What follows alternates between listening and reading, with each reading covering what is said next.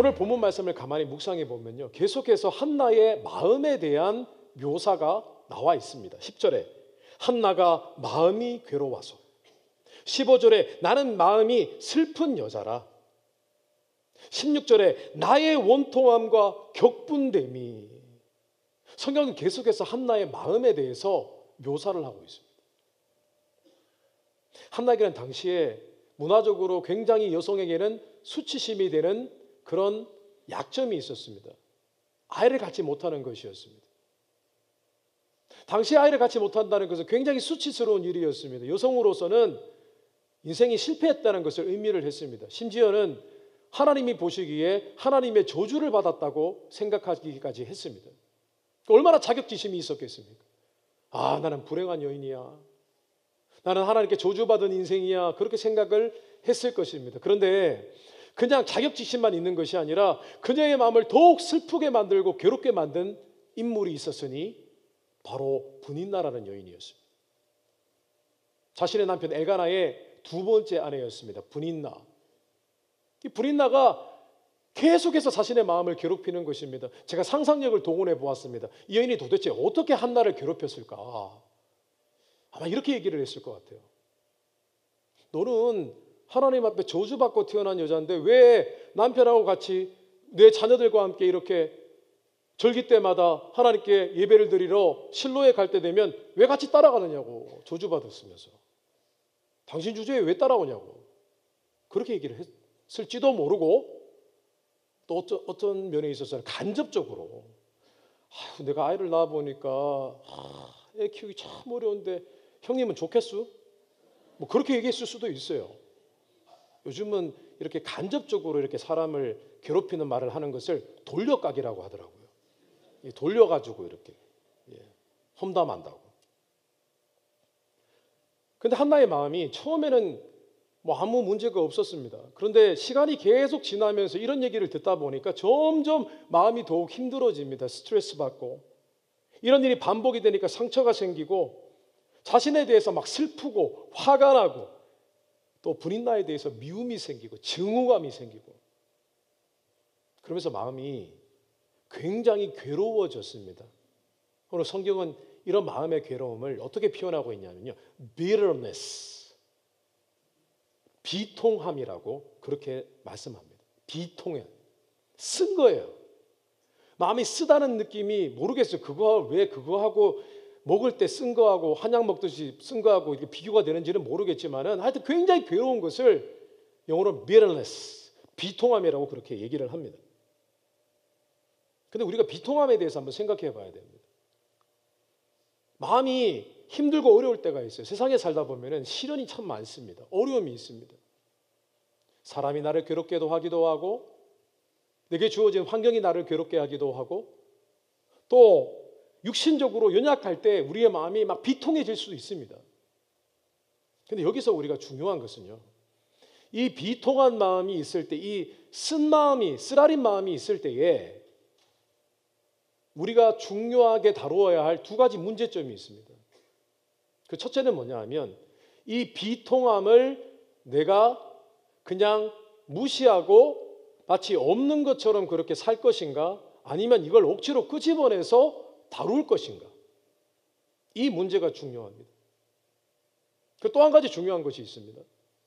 이 문제를 누구에게 가져가서 위로받고 해결받을 것인가, 이 두 가지 문제가 참 중요합니다. 흥미로운 것은 사람마다 비통함을 느끼는 정도가 다 다릅니다. 상대적입니다. 사람마다 다 다릅니다. 어떤 사람은요, 정말 낙천적인 사람들이 있습니다. 긍정적인 사람들이 있습니다. 그 긍정적이고 낙천적인 건 믿음이 좋은 건 아닙니다. 그냥 성격이 그런 겁니다. 그런 분들은 막 어려운 일이 있고 스트레스 있어도 그냥 이렇게 허허 웃으면서 넘어갑니다.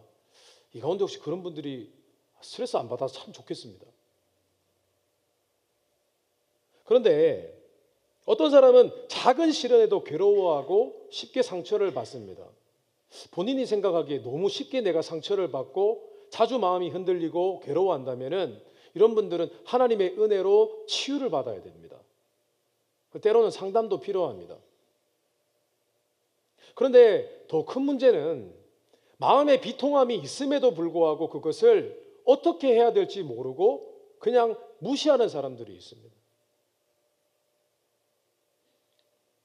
그런데 저는 우리 가운데 성격이 원래 긍정적이고 낙천적이기 때문에 그냥 넘어가는 분도 간혹 있다고 생각을 하지만은 대부분은 그렇지 않습니다. 그냥 무시하고 넘어가는 겁니다. 시간이 지나면 괜찮겠지 하는 것입니다. 그런데 이상하게 스트레스는 계속 쌓이게 되어집니다. 어쩌면 시련에 대한 본능적으로 방어 기제가 작용을 해서 우리가 그 문제에 대해서 마음의 어려움에 대해서 회피하거나 도피하고 있는지도 모르겠습니다. 그런데 그것은 위험합니다. 건강상 좋지가 않습니다. 그런데 더 큰 문제는 마음이 아플 때에 그 문제를 해결받고 위로받기 위해서 하나님 앞에 나아가는 것이 아니라 세상이나 사람 앞에 나아간다는 것입니다. 어려움이 있으면요, 제일 먼저 전화부터 하는 분들이 계십니다. 마음이 굉장히 쓰라립니다. 괴롭습니다. 그런데 누군가가 가장 먼저 떠오르는 분들이 계십니다. 어떤 분들은 스트레스를 풀기 위해서 볼을 치러 가는 분들이 계십니다. 볼을. 그 볼은 골프공일 수도 있고 야구공일 수도 있고 탁구공일 수도 있고. 오늘 이 시대에 미혹이 있습니다. 사단의 미혹이 있습니다. 그 미혹이 뭐냐면요, 스트레스 받지 마! 라고 하는 미혹입니다. 여러분, 스트레스를 받지 마 한다고 안 받아지나요? 받아줬는데 이미. 그리고 가장 정말 큰 미혹이 있습니다. 사단의 미혹. 스트레스를 풀어! 스트레스 어떻게 푸는데요? 운동하면 풀릴 때가 있습니다. 막 뛰고 나면요, 막 땀이 비 오듯이 흐르면은 샤워가 나면 얼마나 시원한지 모릅니다. 그런데 소파에 앉아서 기분 좋다 하고 가만히 앉아 있으면요, 다시 그 아팠던 기억이 새록새록 올라오기 시작합니다. 오늘 한나는 비통함이 쌓일 대로 쌓였습니다. 근데 마음속에 어느 순간에 도저히 못 참겠다라고 생각했습니다. 도저히 못 참겠다. 그럴 때가 있잖아요. 자, 그리고 이 비통함을 해결하고 위로를 받을 대상을 찾는데 그녀에게 그럴 만한 사람이 있었을까요? 없었을까요? 있었습니다. 바로 사랑꾼 엘가나였습니다. 수천 년 전에 이런 남편이 있었습니다. 한나의 남편 엘가나가 어떤 사람이었냐면요, 아내에게 정말 잘했습니다. 부자의 능력 있고 성품 좋고 아내를 너무 사랑했습니다. 아이를 낳지 못하는 아내를 박대한 것이 아니라 아내에게 이런 얘기를 합니다. 내가 10아들보다 낫지 아니하냐. 오늘날도 그런 분 없어요. 아니, 얼마나 본인이 사랑하고 잘해줬으면 내가 10아들보다 낫지 아니하냐. 어떻게 감히 그런 말을 해요. 그죠? 교만하게. 근데 실제로 그런 사람이었어요. 엘가나만 잘 의지하면 인생을 행복하게 살 수 있었어요. 그런데 한나는 남편도 차버립니다. 당신 필요 없다는 거예요. 실로에 와서 하나님 앞에 예배를 드렸습니다. 모두가 예배를 드리고 고기 먹고 포도주 마시고 다 이제 고향으로 다시 돌아가는데 혼자 남았습니다. 혼자 남아가지고 나 이거 하나님 앞에 풀고 가야 되겠어 라고 했어요. 성도 여러분, 시련으로 인해서 마음의 비통함이 있잖아요. 그러면 이것은 하나님 앞에 기도해야 한다는 사인입니다. 자존심 상하는 일이 있어도, 열받는 일이 있어도 모두가 하나님께 비통함을 가지고 나아가서 하나님 앞에 애통해라 하라는 신호가 되는 거예요. 기억하셔야 됩니다. 마음이 괴롭습니까? 기도하라는 뜻입니다. 비통함을 하나님 앞에 가지고 나가서 하나님 앞에 애통함으로 나아가서 하나님과 교제하라는 거예요. 하나님과 문제를 해결하라는 것입니다. 주님께서 뭐라고 하셨습니까? 애통하는 자는 복이 있나니 그가, 왜 대답이 없으세요? 산상수훈 말씀인데 다시 하겠습니다. 애통하는 자는 복이 있나니 그가 위로를 받을 것이다.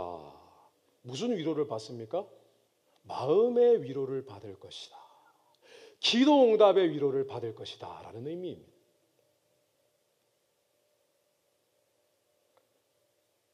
오늘 말씀에서 한나가 비통함을 가지고 하나님 앞에 애통함으로 나아갔던 이 모습을 생각할 때 우리는 기도의 비밀을 발견하게 됩니다. 왜 어떤 사람은요, 하나님 앞에 기도할 때 비통함을 가지고 나와서 하나님 앞에 정말 애통하게 눈물을 쏟고 기도를 하는데 어떤 사람은 그렇지 못할까요? 그 차이점, 이 결정적인 차이점은 무엇일까요? 생각해 보셨습니까? 그 차이점은요, 바로 하나님을 향한 기도하는 그 마음의 생각이 주님밖에는 없습니다. 내 삶을 돌아보실 분은 오직 주님밖에는 없습니다라는 생각을 가지고 있기 때문입니다. 내 마음속에 다른 것 의지할 대상이 많고 그냥 내 스스로 그 문제를 해결할 수 있다고 생각을 한다면 하나님 앞에 애통할 수 없습니다. 그런데 한나는요, 주님밖에는 없습니다. 내 문제를 해결해 주시고 내 마음을 위로해 주실 분은 하나님밖에는 없습니다라는 생각을 갖고 있었기 때문에 그녀가 하나님 앞에 애통할 수 있었던 것입니다. 실제로 한나의 기도 가운데 그녀가 사무엘을 기도 응답받고 하나님께 서원대로 사무엘을 드릴 때 그녀가 하나님 앞에 감사 기도를 했었던 적이 있습니다. 그 감사 기도의 첫 머리가 어떻게 기도가 시작되는 줄 아십니까? 사무엘상 2장 1절에 There is no one beside you. There is no one like you. 주님밖에는 없습니다. 기도 응답 받았어요. 삶이 형통해졌습니다. 아무 문제가 없어졌습니다. 그런데 뭐라고 얘기하는 줄 아세요? 주님밖에는 없어요. 성도 여러분, 비통함이 애통함으로 변해서 하나님 앞에 나아갈 수 있고 기도할 수 있는 이 비밀, 주님밖에는 없다는 이 믿음으로 기도하실 때 우리의 기도에 다시 활력이 솟고 하나님 앞에 온전히 나아가는 삶을 살게 되시기를 주님의 이름으로 축원합니다. 두 번째로 기도의 비밀이 있습니다. 또 한 가지 기도의 비밀은요, 마음을 쏟아붓는 기도입니다. 기도는 마음을 쏟아붓는 것입니다. 오늘 말씀에는 말씀을 읽는 우리로 하여금 고개를 갸우뚱하게 만드는 말씀이 있습니다. 13절에서 15절입니다. 한나가 속으로 말하매 입술만 움직이고 음성은 들리지 아니하므로 엘리는 그가 취한 줄로 생각한지라. 엘리가 그에게 이르되 내가 언제까지 취하여 있겠느냐? 포도주를 끊으라 하니 한나가 대답하여 이르되 내 주여 그렇지 아니하니이다. 나는 마음이 슬픈 여자라 포도주나 독주를 마신 것이 아니요 여호와 앞에 내 심정을 통한 것뿐이오니. 한나가 기도를 합니다. 기도를 하는데 오늘 말씀에 보니까 한나가 어떻게 기도했냐고 묘사를 하고 있냐면은 한나가 소리를 내지 않고 입술만 움직였다, 그렇게 묘사하고 있습니다. 이렇게 한 건가요? 이렇게 한 거예요. 한번 따라해 보겠습니다. 제가.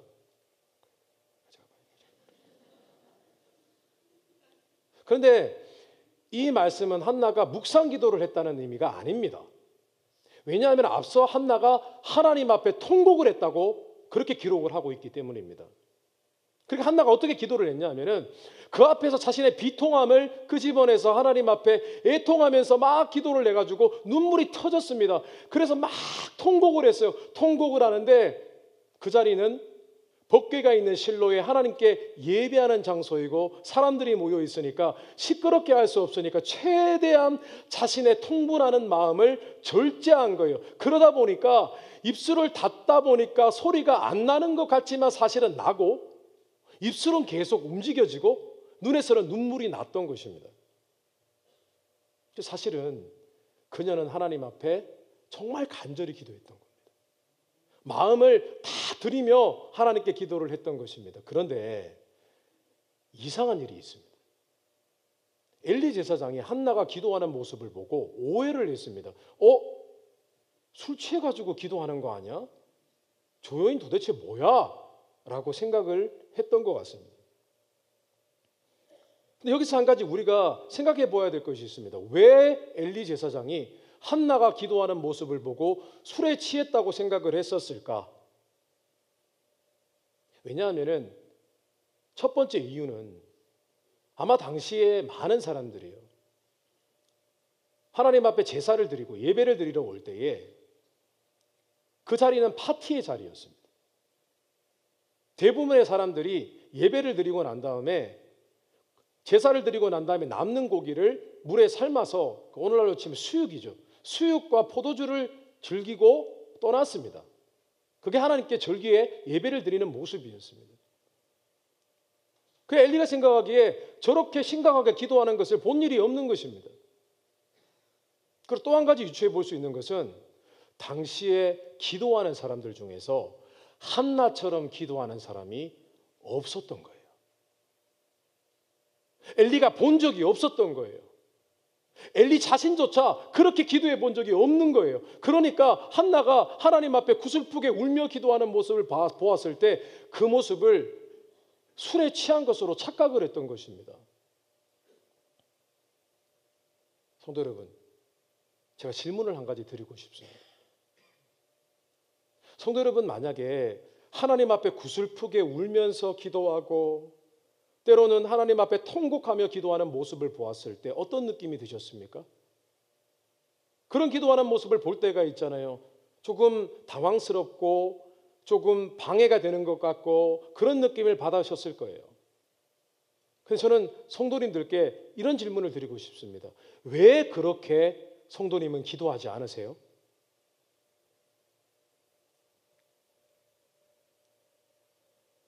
저는 지금 모든 기도를 그렇게 해야 된다고 말씀드리는 것이 아닙니다. 대표 기도를 할 때 그렇게 기도하면 어떻게 해요? 그러나 적어도 우리가 개인 기도를 할 때, 하나님 앞에 개인적으로 골방에서 기도할 때 우리는 그렇게 기도할 수 있어야 한다는 것입니다. 오늘 한나는 자신의 기도법에 대해서 이렇게 설명을 합니다. 15절입니다. 여호와 앞에 내 심정을 통한 것뿐이오니. 이 말씀은 성경 원어로 번역을 하면, 영어로 번역하면 이렇게 되어집니다. Pour out my heart. 내 마음을 쏟아 부었습니다. 내 마음을 다 쏟아 붓느라고 제가 이렇게 기도를 했네요. 술 취한 사람처럼 보였네요. 죄송합니다. 라고 그렇게 대답을 했던 것입니다. 성도 여러분, 하나님 앞에 마음을 쏟아 붓는 기도를 해보셨습니까? 그 느낌이 어떤 느낌인지는 아십니까? 마음을 쏟아붓는 기도는 이렇게 하는 겁니다. 마음을 하나님 앞에 몰입하기 위해서 마음을 쪼우고 쥐어짜는 것입니다. 그러면 우리 육신에 어떤 현상이 일어납니다. 우리의 몸이요, 움츠러듭니다. 그리고 미간에 주름이 잡힙니다. 제가 하도 그렇게 기도를 하니까 어느 날 제 아내가 그렇게 얘기하더라고요. 여보, 이제 당신도 이제 나이가 들어가는데, 젊습니다 저는. 나이가 들어가는데 자꾸 이게 찌푸리면은 여기 주름이 생겨가지고 보기 싫어져요. 근데 가만 보니까 본인도 그렇게 기도하고 있어요.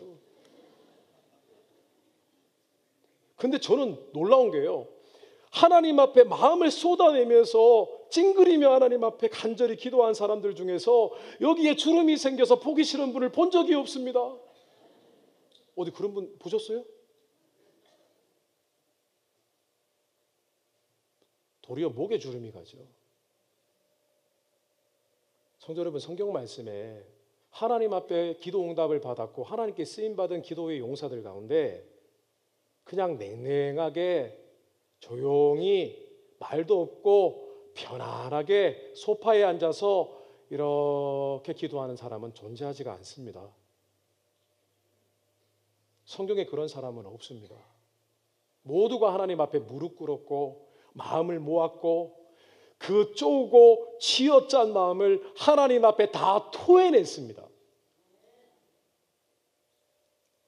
시편 62편 8절에 다윗이 이렇게 고백을 합니다. 우리 같이 한번 읽어볼까요? 백성들아, 시시로 그를 의지하고 그의 앞에 마음을 토하라. 하나님은 우리의 피난처시로다. 다윗이 왜 이렇게 고백을 했을까요? 다윗은 늘 기도할 때 그렇게 기도했던 거예요. 시시로, 때마다 하나님께 기도할 때 하나님을 의지하고 하나님 앞에서 너의 마음을 토하라 라고 했습니다. 오늘 말씀에 마음을 쏟아붓다는 것은요, 사실 이 성경 원어로 따지면은 이 마음을 토하다라는 것은요, 하나님 앞에 제사를 드릴 때 희생제물에 피를 뿌릴 때 똑같은 단어가 쓰여집니다. 그 성경에 이 단어가 참 많이 사용이 됩니다. 때로는요, 하나님께서 하나님을 믿는 자들에게 성령을 부으실 때도 이 단어가 사용이 됩니다. 성도는 어떻습니까? 마음을 쏟아붓고 계세요. 하나님께 기도할 때 우리의 미간이 찌푸려지고 하나님 앞에 우리의 몸이 위축되면서 하나님께 간절히 기도하고 계십니까? 이것이 기도의 비밀입니다. 마음을 쏟아부으시는 이 기도를 회복하게 되시기를 주님의 이름으로 축원합니다. 세 번째 비밀입니다. 기도의 비밀은요, 근심이 없을 때까지 기도하는 것입니다. 마음속의 비통함과 애통함이 사라질 때까지 기도하는 것입니다. 오늘 한나의 기도에는 특이점이 한 가지 있었습니다. 17절 18절입니다. 엘리가 대답하여 이르되 평안히 가라. 이스라엘의 하나님이 내가 기도하여 구한 것을 허락하시기를 원하노라 하니 이르되 당신의 여종이 당신께 은혜 있기를 원하나이다 하고 가서 먹고 얼굴에 다시는 근심 빛이 없었더라. 한나가 변명을 합니다. 제가 기도한 것 그냥 마음을 끄집어내서 하나님께 마음을 쏟은 것뿐입니다라고 했더니 엘리가 미안했던지 하나님께서 내 기도를 응답하기를 원하노라 축복을 합니다. 축복을 했더니 한나가 아멘이라고 합니다. 주의 종에게 은혜를 입기를 원합니다가 그 뜻입니다. 그리고 오늘 말씀해 보니까요, 한나가 그렇게 비통하게 하나님 앞에 애통한 마음으로 기도를 했는데 그 기도의 자리에서 일어나서 돌아갔을 때는 다시는 근심을 하지 않았다라고 말씀을 하고 있어요.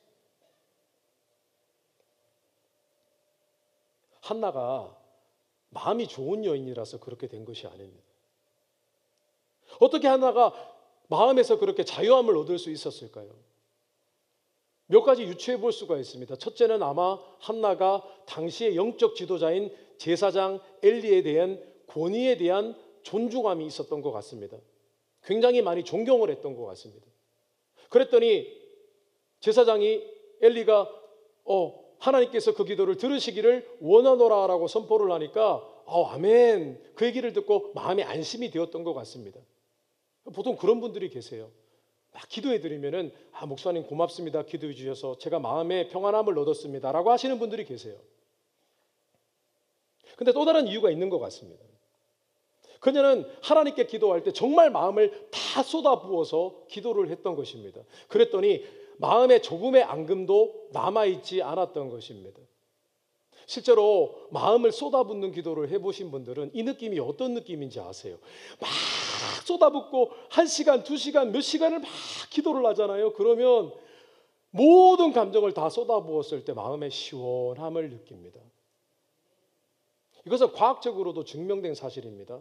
많이 울고 어떤 대상에게 자신의 마음을 다 고백하면 그 사람은 마음의 회복을 얻게 되어집니다.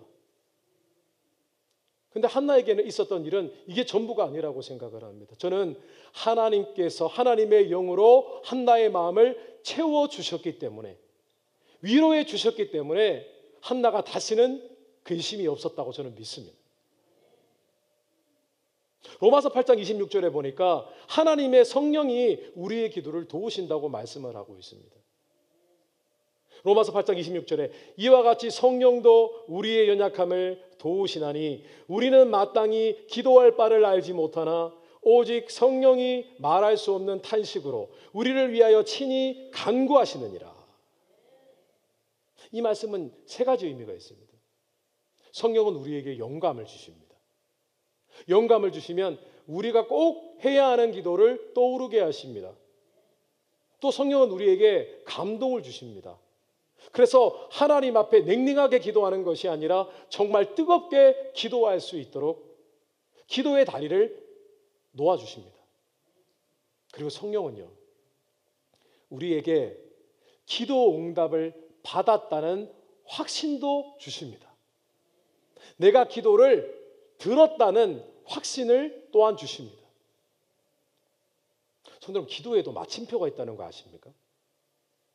예수님 이름으로 기도합니다. 아멘 할 때 마침표가 아니고 기도를 막 마음을 쏟아붓고 하다 보면 어느 순간에 내가 너의 기도를 들었노라라는 느낌을 주는 성령의 은혜가 임할 때가 있어요.